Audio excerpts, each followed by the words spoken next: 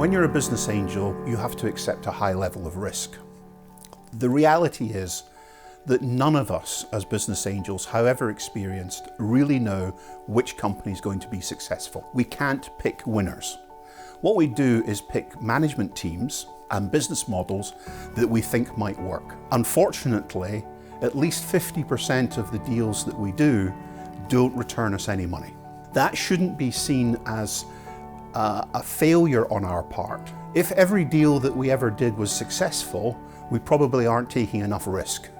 Every deal would provide almost no return. So what we have to do is recognize and be willing to embrace risk. To embrace the risk, you also therefore have to look at the return you're going to get from an investment. Most of us, the 2 to 5% that we allocate, we consider play money, but for the entrepreneurs, this is their life. For them, this is very serious. And I find that if I think, oh, it's play money, I can afford to lose it, guess what, I lose it.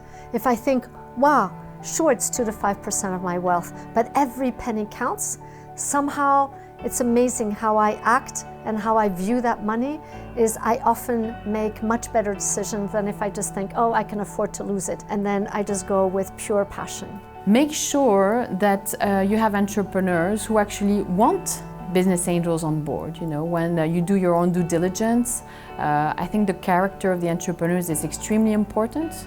Also see in the team who is the CEO. Is it the person who has the title?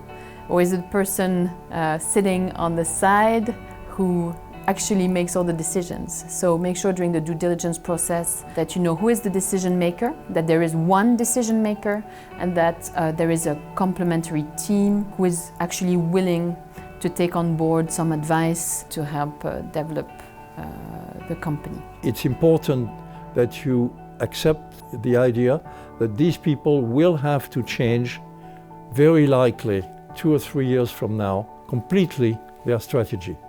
They have to be flexible enough to accept the idea that maybe they were wrong originally, that they have to change completely their strategy and start again. That's the way to be successful, is to make a wrong decision at the beginning, but realize that it's wrong as soon as possible, and then define another way to grow. So that evaluation is purely something that you have to do without any tool, by discussing with the individual. There is no particular method for doing it other than talking and evaluating, and it's over time that you develop that. So one of my rules of thumb is every investment has to be capable of providing 10 times my money back as a return. But unless I have an expectation of a possible 10 times return my money, I'll never make enough money on my portfolio to justify the risk that I'm taking. And I think many business angels don't understand that to do that, you're looking for a very special type of company.